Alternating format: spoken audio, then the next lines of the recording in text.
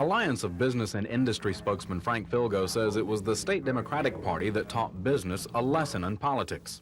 In 1982, some very powerful single interest groups elected a majority of the House and the Senate. A majority. Filgo's talking about the party hand-picking candidates, a party said to be dominated by labor, trial lawyers, and the powerful teachers' lobby. But Filgo says concerns then weren't based on voting records or other data, a research effort that's now underway.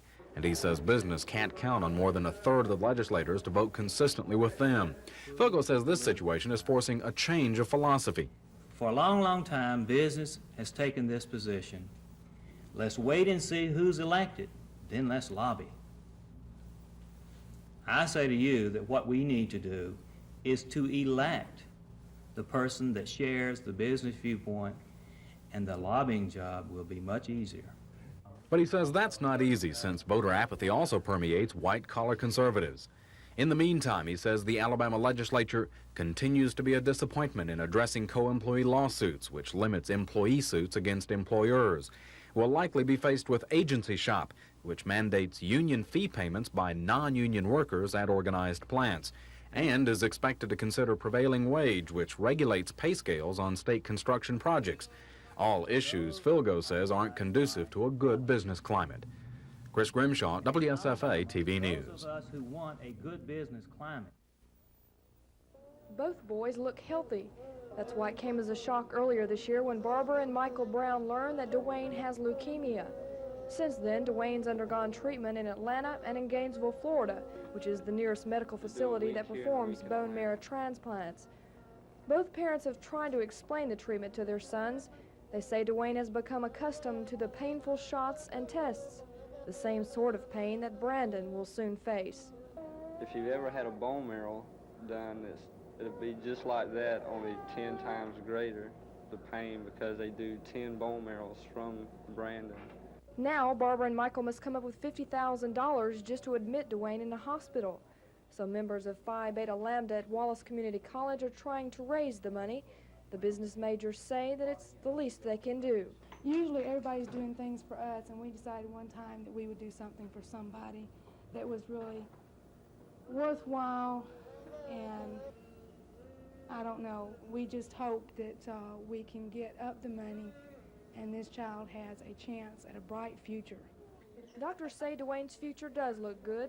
The survival rate for young leukemia patients has increased to more than 70%, and that's something that Brandon is counting on for his big brother.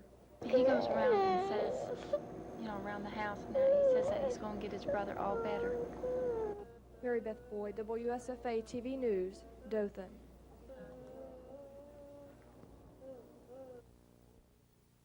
Unfortunately, those of us in the 2nd District don't know our congressman's position on this matter, because rather than joining with the other 6 Alabama congressmen who voted to support the resolution, he did not cast a vote. However, considering that the League of Conservation Voters gives him the poorest rating of any Alabama congressman on environmental issues, I find it unlikely that he would have opposed Mrs. Burford had he had the courage to take a public stand.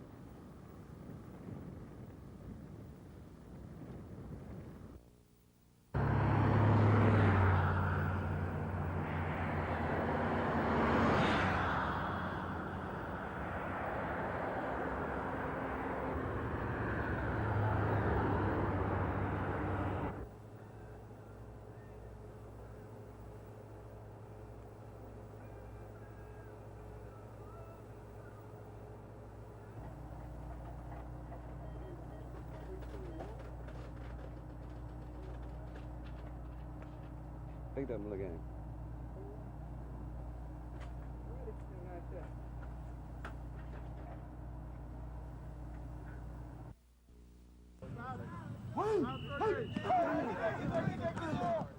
This was the third of 3 workouts on the first day of fall practice. That will tire even the healthiest of Heisman candidates. 3 days of 3-a-days are scheduled to give incoming freshmen and transfers a chance to learn offensive and defensive schemes. Tiger coach Pat Dye says some of the rookies are learning fast. Brian Smith from over here in Opelika and Walter Reeves from down at Eufaula. Of course, Walter was pretty highly recruited, but Lee Marcellis from Bruton, Alabama, and Lavelle Bivens. It's going to be our answer to Lionel. And, of course, the ones everybody know about, they look good, too. Montgomery's Curtis Stewart was getting a chance to show what he could do in the backfield. There are several key firsts associated with this Auburn Tiger football team. For the first time, the Tigers must improve on a season where they won 11 football games. And for the first time ever, Auburn has begun its fall workouts this early in August. When we come in here and we've done our running, it was good shape, and then we just got through practice, and it had everybody wind up in good shape, and everybody took it in a good stride. 3 weeks from today, the Tigers will tackle Miami in the Kickoff Classic. Although the Hurricanes have a new coach, the Tigers expect them to have the same look. Bernie Kosar and Miami Hurricanes are one of the top teams in the nation, and this is our opportunity to show the nation who should have been the #1 team last year.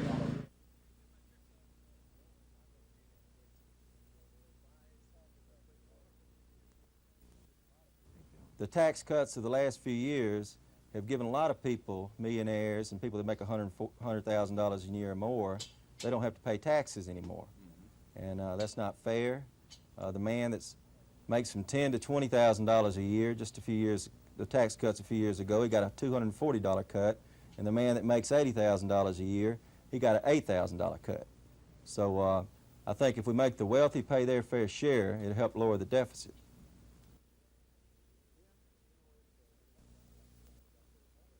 Yeah, you know, the thing that I got excited about this morning, Phil, was some of the ones that weren't so highly recruited and catch your eye.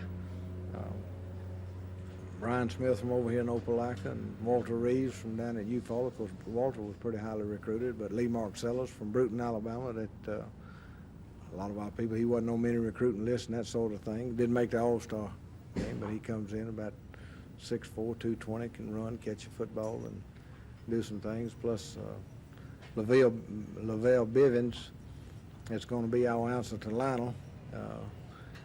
You know, just quick as a cat, and watching him run back punts this morning may put a smile on your face. And of course, the ones everybody know about, they look good too. So we feel good about them. Plus the old guys that have been around a while and the redshirt freshmen for last year.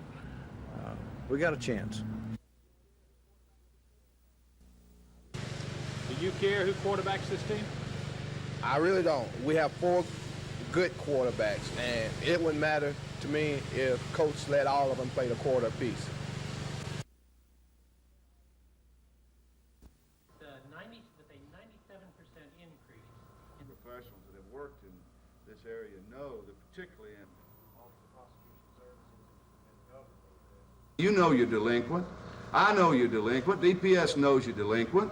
Everybody knows it. Now it's time for everybody just to start counting heads and see how many we can bring in. And I will promise you, we do have the personnel, and we're going to get additional personnel. We have the judicial time and expertise. We're going to get additional judicial time and expertise. We're going to do whatever it takes to bring you before the bar justice to make you support your children.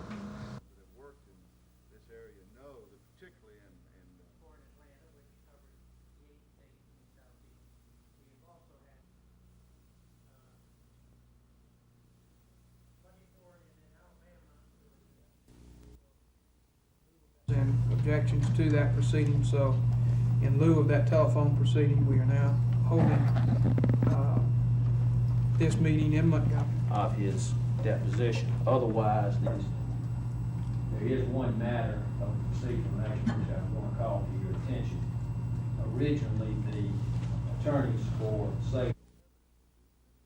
Officials say so far there's been no evidence that there's been an increase in DUI cases in this city in recent years. But they say harsher penalties have been imposed on those convicted of the offense.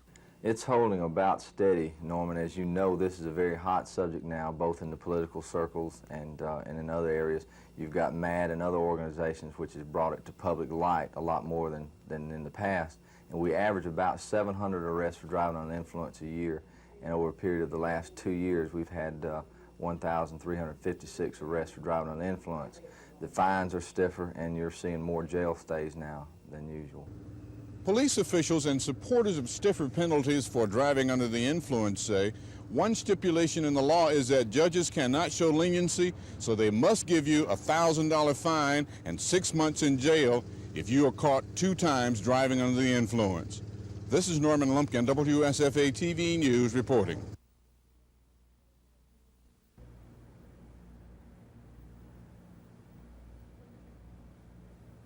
People, when they come in here and we have to refer them, say, all the way across town, perhaps they only had just enough for cab fare here, we're finding it very difficult to have to say no to them and turn them away and say, go to the Baptist Center, go to the Salvation Army.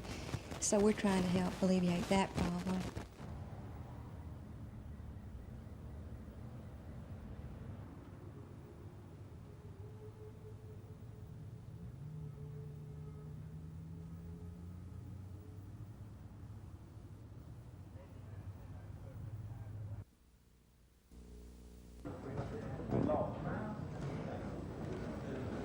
Russellville. Okay. Auburn.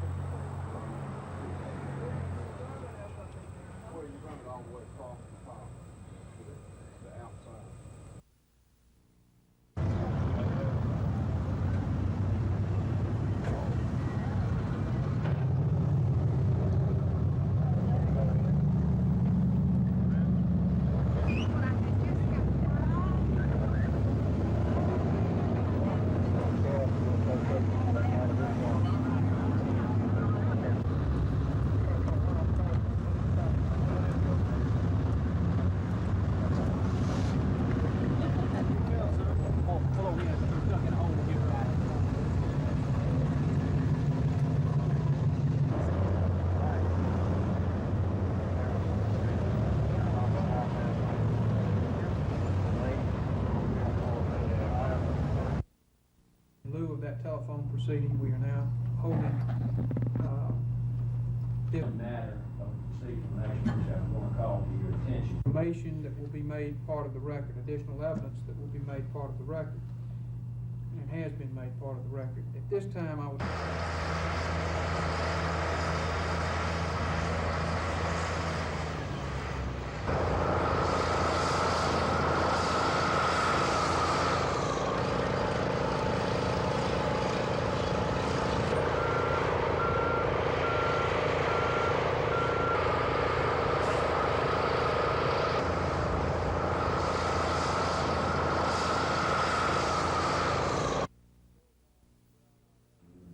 Work that goes on throughout our city and throughout the state on behalf of retarded and handicapped children.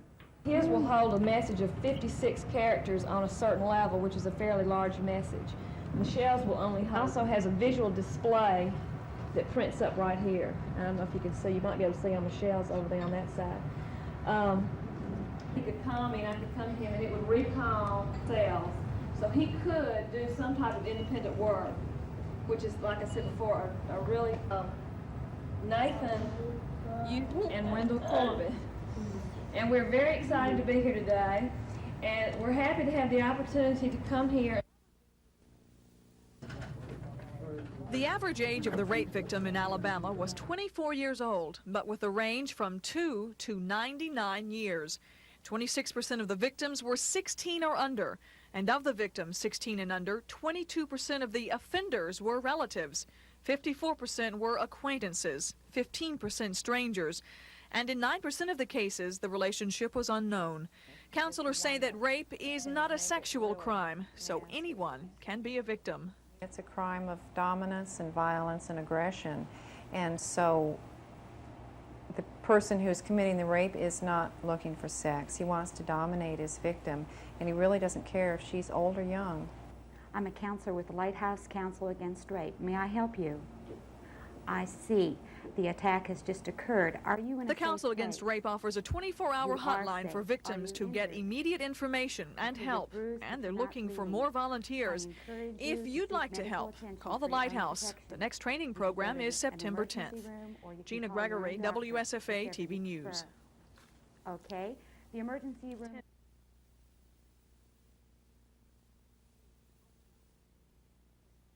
Stand that. I'll be glad. I see. The attack has just occurred. Are you in a safe place? You are safe. Are you injured? Dee Pope is one of many trained counselors on call 24 hours a day to help rape victims. For your own protection. You can go to an emergency room or you can call your own doctor, whichever you prefer. Okay? The emergency room is equipped to handle rape cases. Have you notified the police? She handles crisis calls or calls from women who just need information. It's all part of the Council Against Rape's volunteer program operated by the Lighthouse, and they're looking for more volunteers like Dee. We're looking for somebody who has an interest in people and has a sincere interest in helping other people. We're also looking for people that can handle a crisis situation. The next training program begins September 10th, and a rape workshop will be held at AUM on September 18th.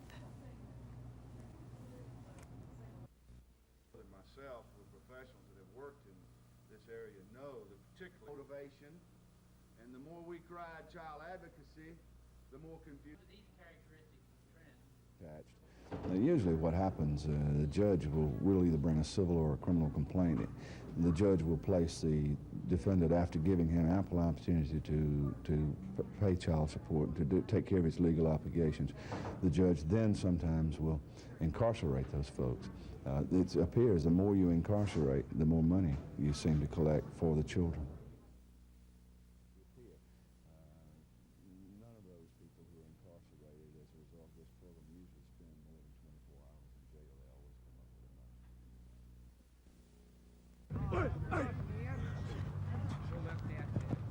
The heartbeat of the Auburn defense is the Sam linebacker. The position conjures up images of Dick Butkus and other huge intimidators who fill holes, bellow loudly, and make crunching tackles.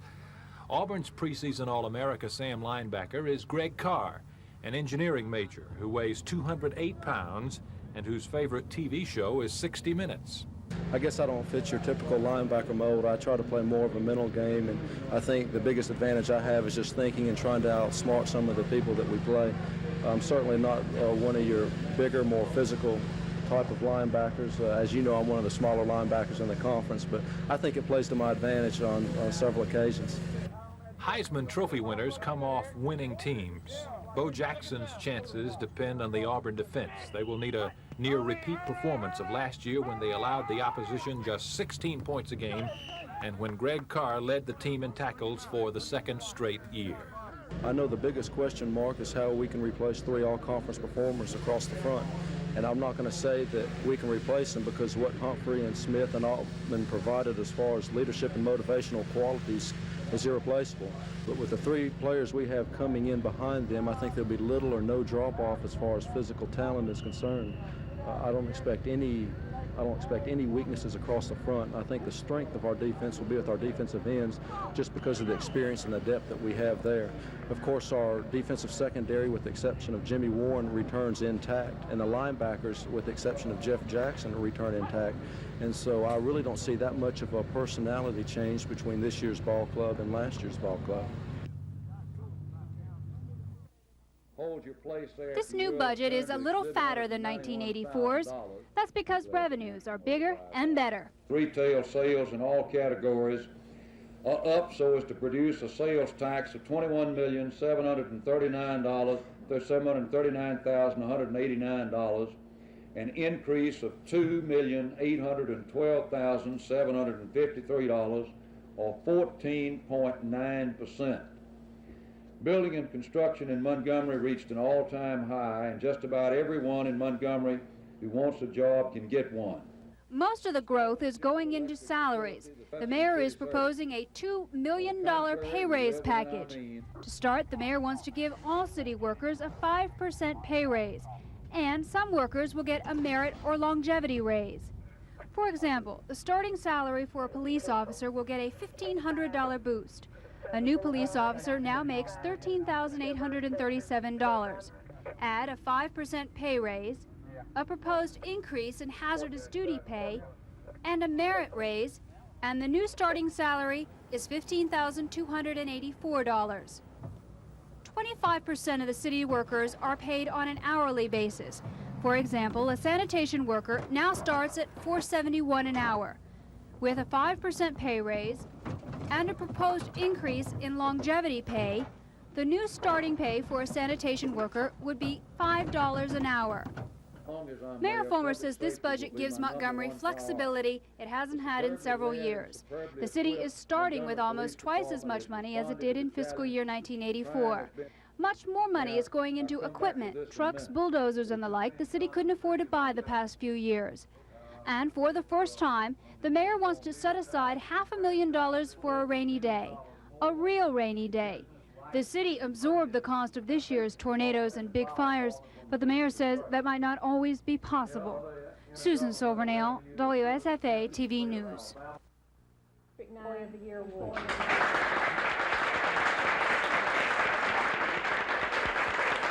This quote from one of the letters written about you for genuine Central Alabama Regional Planning and Development Commission, the ECLEC, for all these things and more, we present to you the 1984 District 9 Employee of the Year Award.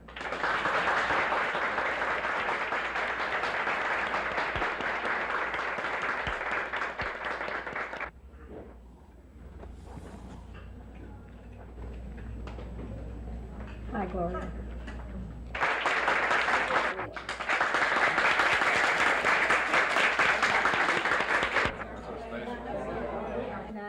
Employee of the Year Award.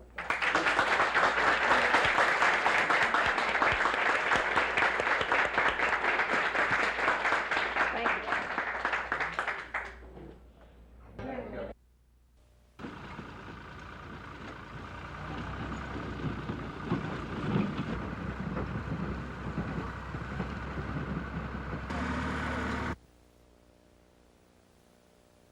It just means that they can keep a constant speed coming across this railroad crossing and not fear that they're going to tear their front end up. This crossing here on East Coast Dairy Road, if you came across this one over 10 miles an hour, you were going to knock your front end out of line. There was just no question about it. It was that bad, and has been that bad for a number of years.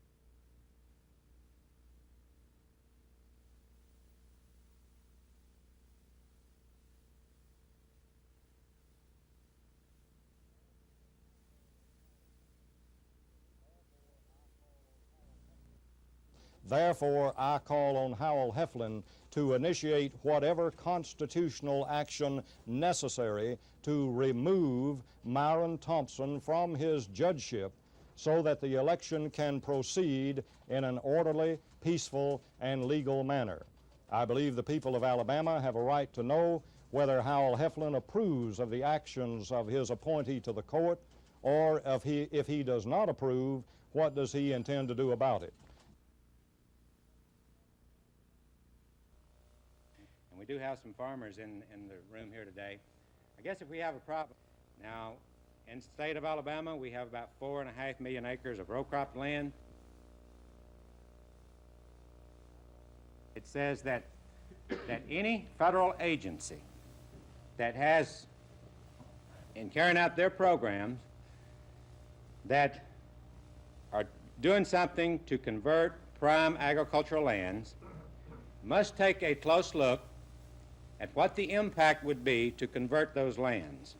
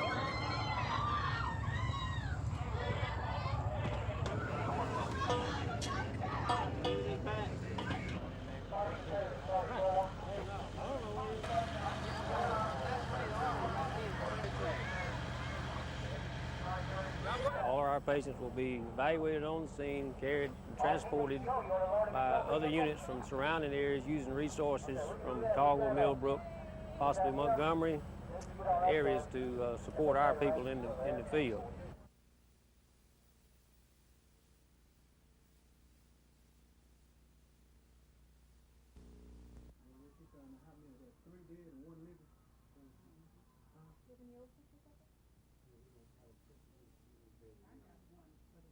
Was that your last job? Yes, ma'am. Yeah, yes, ma'am. I've never y'all been in my house. Who was street cars in the basement. All that was changed. There's a lot of things that went on and changed since then. Every year they do something. God bless you, Mr. Dale. Let me publicly thank our chairman, Dr. Taylor, for serving. Before we get into the You here. And this time as Lindsay with the Alabama Journal. Alabama Journal. Julie, I just talked to you the other day. What we're talking about is how we can better utilize the great source of strength that we have in our school systems that is not now being used. Those people are there, they're available, and they want to come out and help us. And what we are asking you to do this morning is to help us suggest ways that this can be accomplished.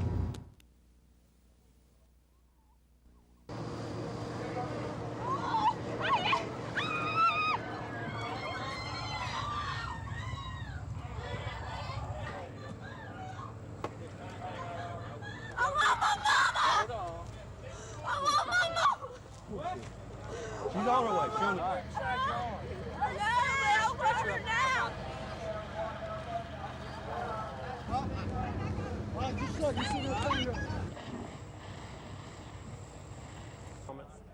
And Caldwell Medical Center.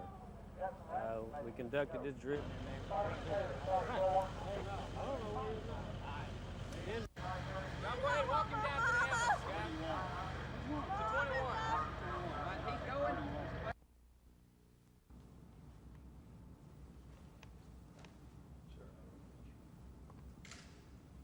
And then the Marine Corps parade and passing the staff ceremonial flag, the amendment. And in this case, we have two great people.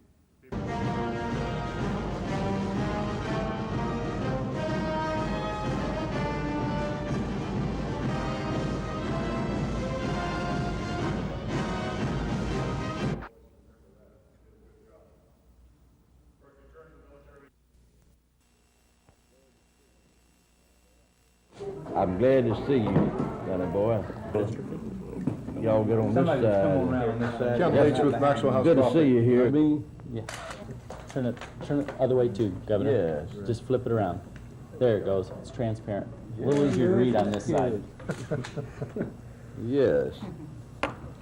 You know that I know, of course, Jerry Lewis, I don't know him personally, but doesn't St. Jude and Memphis get involved with the muscular dystrophy, or do they? No. Alonzo Babers finished a close second to Antonio McKay here in the 400 meters at the Olympic trials. But tonight, the Montgomery Air Force lieutenant grabbed the lead with 80 meters to go and crossed the finish line first, clocking a personal best of 44.27 seconds. McKay, who boasted he'd win the event, finished third. Within minutes, the home of Babers' parents on Cathy Drive was a beehive of activity. Although his mother and father were in Los Angeles, other family members who could not make the trip watched his gold medal performance on television. When he crossed the finish line, were there some shouts? Oh, yes. You mean you didn't hear us at the station? I mean, we thought we was going to have to get another TV. You know, it almost fell off. We were hugging him via the TV. And it was just really great. And then the phone started up. The Lord had a wonderful blessing. And I was just glad. You know, I'm just overjoyed. When he crossed that finish line, I imagine there was... Oh, Lord, my heart just shouted for joy. I can't explain it. Neighbors Fletcher and Freddie Jones are already deciding what kind of congratulatory banner to hang in their yard. Last week, before they left, the mother and I were talking, and she's real excited, and she says he's going to win. And he had told him he was going to do it, and he did. It's hard to imagine, but a gold medal may not have been the first thing on Alonzo Baber's mind tonight in Los Angeles. Alonzo's always said he wants to run the 1984 Olympics, and now he's achieved that, and he has one more goal. And that's to be a pilot in the Air Force. Alonzo will continue work on his military career next month. Dave Cody, WSFA TV Sports.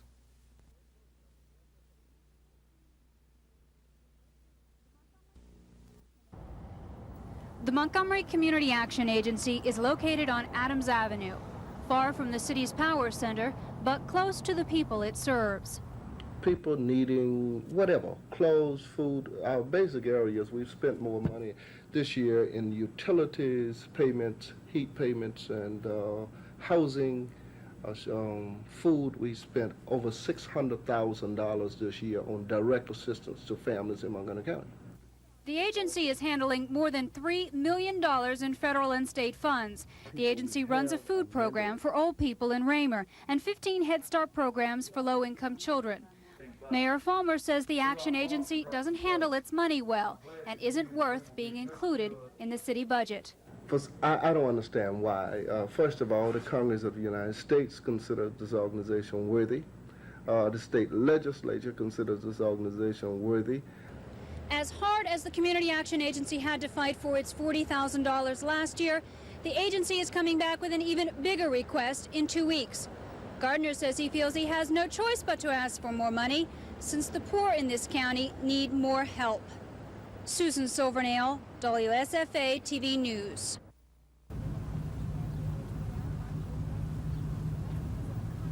Suit filed by the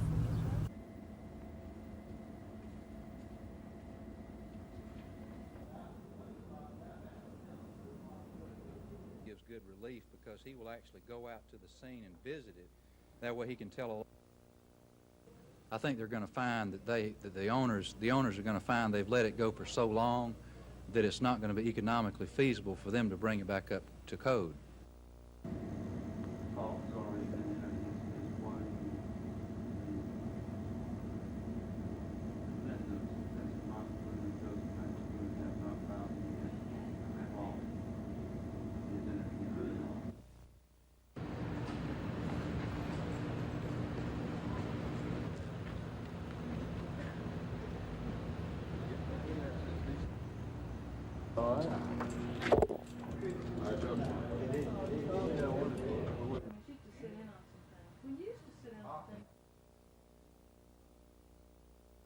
More and more we're finding that people we arrest who commit crimes here in Dothan is on some time of a release program from the state penitentiary.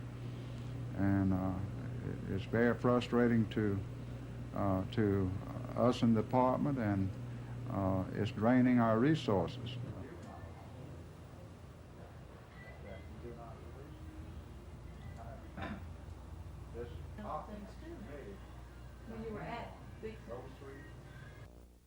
Well, I stayed there for a couple of days to watch the games. Then after a while, it kind of got to me, and I figured that I wasn't on the team, and I couldn't stand watching the game from the stands, so I decided to come back to Auburn.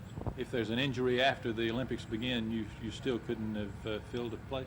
Yeah, I understand that if they have a serious injury, they can sign a petition and get me back up there, so that would be my only hope, but I don't hope anything like that would happen, so they're doing pretty good right now. The executive order is a lengthy and complicated 18-page document which deals with industrial development bonds. Those are essentially low-interest loans taken out by any one of thousands of industrial or commercial boards across the state which enjoy certain tax exemptions. Congress recently put a cap on the number of industrial development bonds and how they were to be allocated throughout the state. But Governor Wallace took advantage of a section which allows him to draft his own allocation formula, which Press Secretary Billy Joe Camp says leans toward the rural rather than urban areas. In recent years, the industries that have come to Alabama, by and large, want to go into the rural areas. A good classic point being in our own area here in Montgomery, the General Electric facility, which we all think of as being Montgomery, but it's actually in Lowndes County. But that was unpopular, at least for Birmingham officials who contend larger cities are being shortchanged.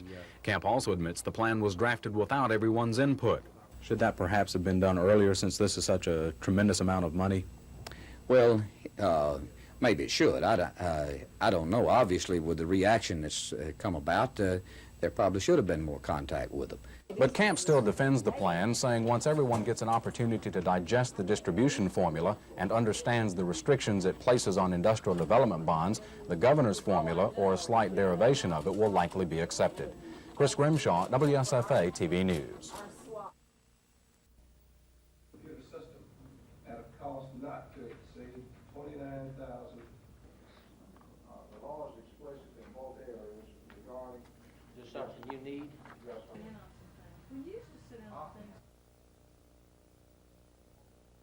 Anyone 18 and older can be tried in adult court for criminal acts. However, anyone 18, 19, and 20 before they reach their 21st birthday, at the court's discretion, can be tried as a youthful offender. And we simply want some clarification which law applies.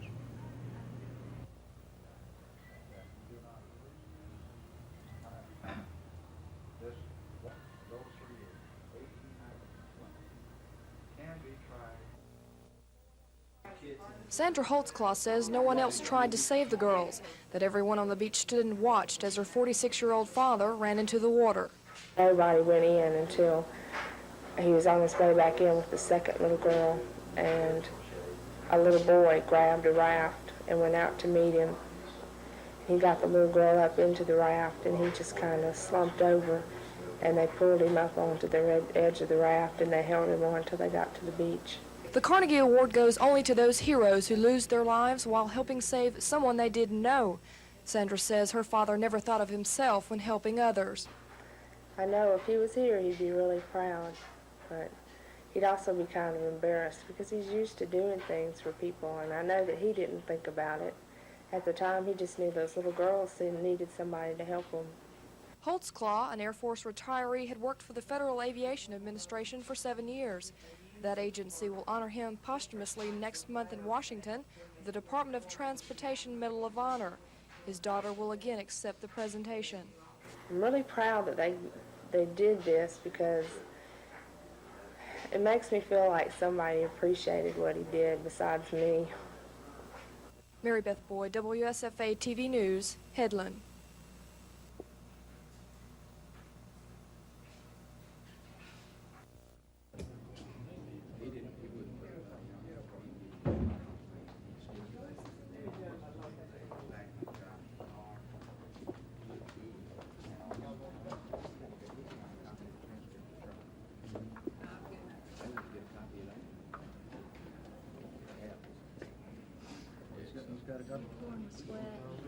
Yeah.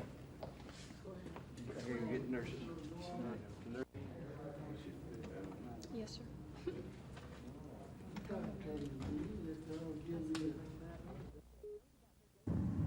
Mary Fouché goes about her daily routine in her mobile home outside Prattville, just like any other mom. But that routine isn't easy for this 39-year-old mother of 6. The oldest of Mary's children is 17. The youngest, Nikki, will be 7 months old tomorrow. It was Nikki's birth that triggered the life-threatening condition that led to Mary's heart transplant. The doctors in St. Margaret said the only thing that would save my life would be a heart transplant. They'd have to transfer me to the University of Alabama.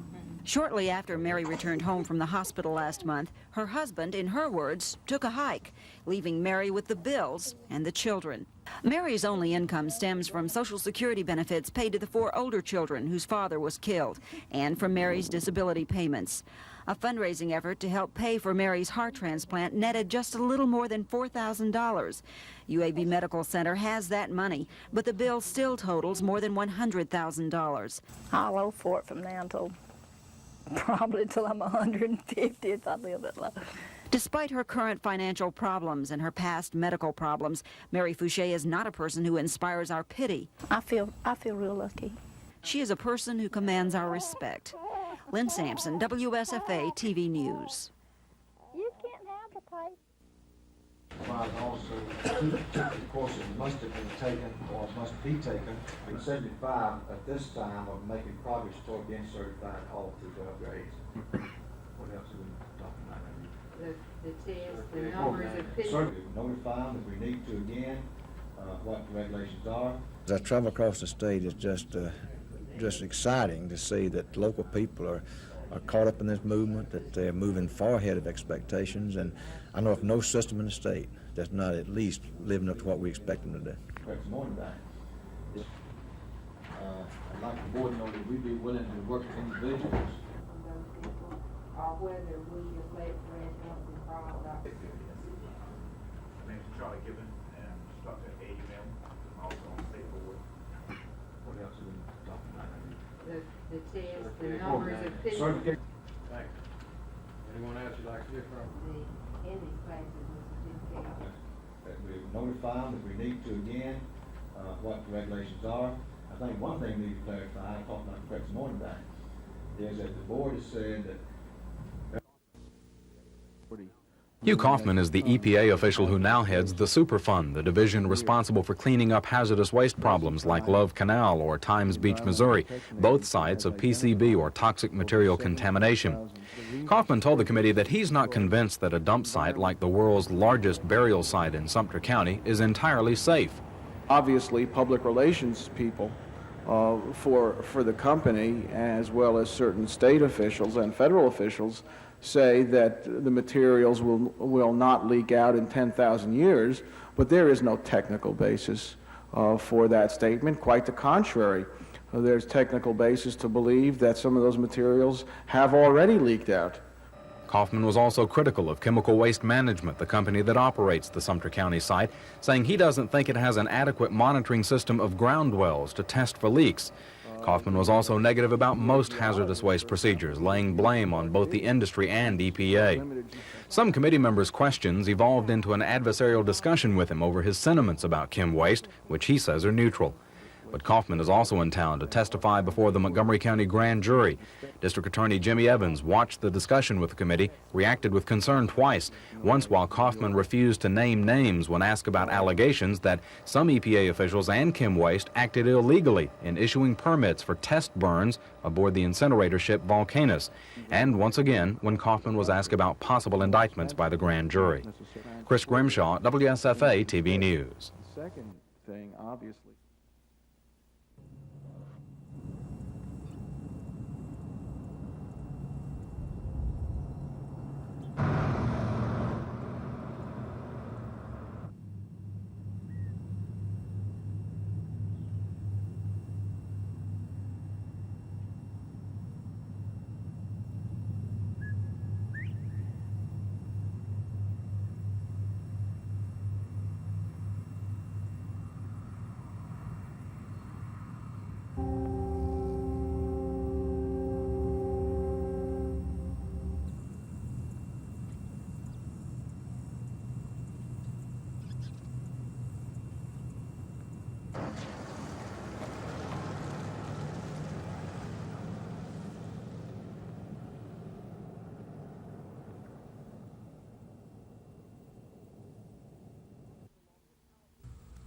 Farmers along the Tallapoosa River were calling this a bumper crop, the best growing season in at least 5 years. That is until last week, when torrential rains pushed the Tallapoosa out of its banks and wiped out millions of dollars worth of crops.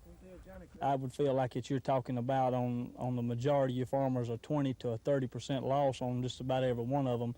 And the further down the river you go, you'll get up as high as 80 and maybe even some of them 100% loss down there. But what makes the farmers most angry is that they think the disaster could have been, if not avoided, at least less devastating. This is Thurlow Dam in Tallahassee, one of 3 dams in the area operated by Alabama Power Company. The farmers say it was Alabama Power's mismanagement of the unexpected floodwaters by letting too much water loose at once that helped kill their hopes for a good growing year. They could have let 2 feet out of the Lake Martin, and held part of this water. And that would have really saved us some money. But Alabama Power says it did all it could to handle the unexpected floods, and officials deny that they've turned their backs on the farmers' needs. That certainly is not true, but I don't know how the power company could do anything about flood conditions for a week of rain like we had just got through having. We operate the lake again according to guidelines by the Corps of Engineers, and that's the way we have to operate them. The farmers say there is nothing that can be done to make up for this year's loss. All they can do is hope that somehow next year things will be better. Tom Foreman, WSFA TV News in Elmore County.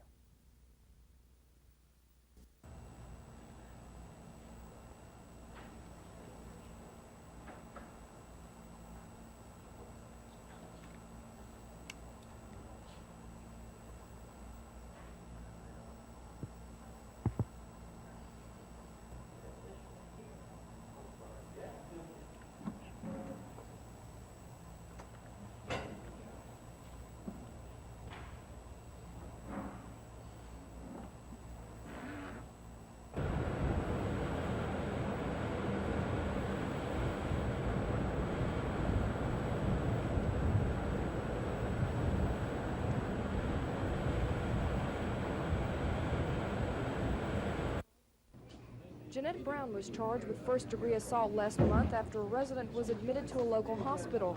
Today, an emergency room physician testified that 77-year-old Ruth Briggs was severely burned, bruised, and dehydrated. Dr. William Adams said the woman told him she had been beaten with a belt and had hot water poured on her by Brown and another person. A social worker testified she had been called 2 months earlier by Mrs. Briggs' relatives concerning the same injuries. Ann Milton of Pensions and Security says she went to Brown's security home, but Jeanette Brown claimed the woman's injuries were minor. Later today, defense attorney Phyllis Logsdon questioned witnesses about Mrs. Briggs' mental condition at the time of the alleged abuse. Houston County District Attorney Tom Sorrell said other alleged abuse cases have been reported at this facility, including one he says ended in death. Henry County District Judge Jerry Masters ruled there is probable cause for the case to go to a grand jury on Monday. First-degree assault carries a sentence of 2 to 20 years in prison. Brown is free on a $5,000 bond. Mary Beth Boyd, WSFA TV News, Dothan. The nurses went down the third and they gave her to get all them. Hey.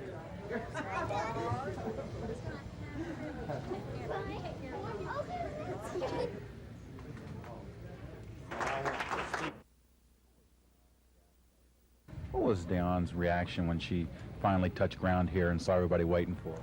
Well, at first she said, "I'm scared," and then she said, "Oh, I can't wait to get off the plane." And then when she got off, she said, "Now don't you cry, Mommy." And I said, "Do I have to promise?" And she said, "Yes." But then she burst into tears when she got off. So that was her first reaction. She was just overjoyed to see everyone.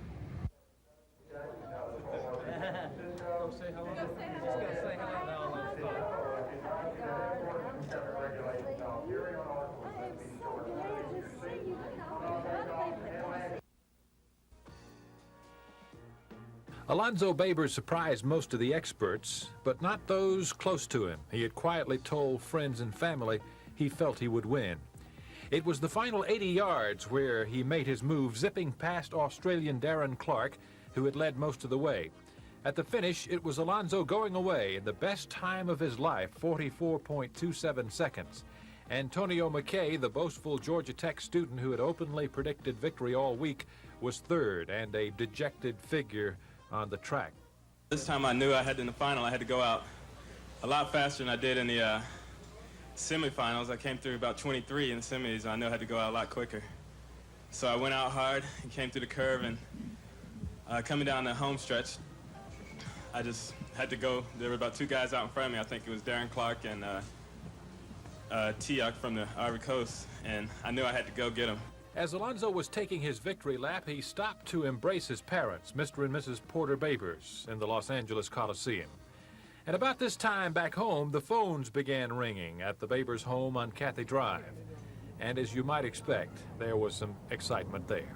Oh, we were just 100% behind him. I mean, you know, I think it's wonderful. And when he crossed the finish line, were there some shouts? Oh, yes. You mean you didn't hear us at the station? I mean, we thought we was going to have to get another TV.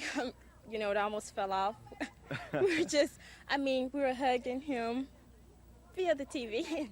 And it was just really great. And then the phone started up. Well, I had several thoughts, but one of the thoughts was I was thankful to be here to see one of my grandchildren run in Olympics. And I think it's a blessing to be here.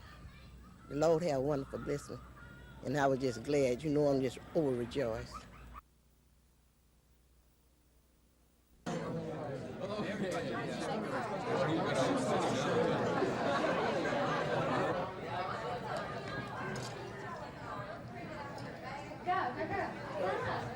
So we have got to really get out and register voters. I think this is an area that you can really help.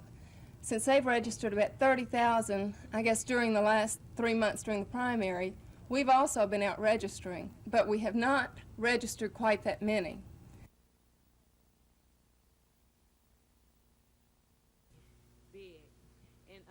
It took me a while to believe in myself and to really want to come back and run, because when I didn't have a good start, I felt myself like just hop out, and I said, oh no, I had to adjust. So I had to run a really, really hard curve. I wanted someone to come off the curve before me, but because I had to adjust and then run a hard curve, I kind of like messed up my strategy. So I just went out and just ran all of it hard. Valerie's a hard worker. A very dedicated person. She dedicated everything this year to being an excellent runner, 400 and 200 meters. I think the strength that Valerie got from the 400 meters really helped her 200 meters this year.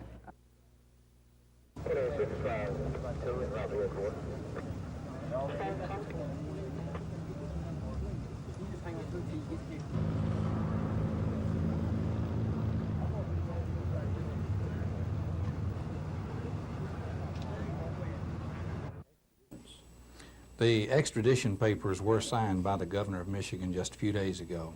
We immediately dispatched our people to pick up Mr. Chance and bring him back into Alabama. That is required by law, that any escapee is extradited if possible.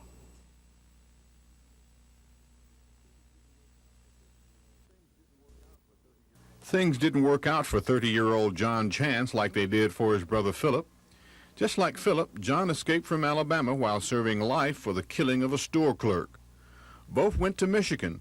That state's governor refused to turn Philip over to Alabama authorities, granting him asylum. His claim, I understand, as part of it, was that he was not guilty of the crime as charged, that there was some problem with that. He had a brother, I believe, or a relative, I believe it was a brother, who escaped and was in Michigan several years ago, and his extradition was denied by the governor at that time.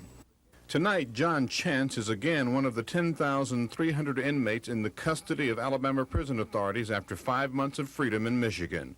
This is Norman Lumpkin, WSFA TV News reporting. The AEA study of black educators in Alabama's public schools shows what is being called massive discrimination. AEA Associate Executive Secretary Joe Reed says the schools are no more committed to hiring and promoting blacks than they were 10 years ago. They are discriminating against blacks as administrators. They're discriminating against blacks in employment as instructors. They're discriminating against blacks in all walks of life in the education arena in the public schools of Alabama. Specifically, the report says the total number of black teachers has dropped by more than 1,000 since 1966, with now only about 9,500 in the state. The report shows the number of black principals also steadily declining over the past 18 years.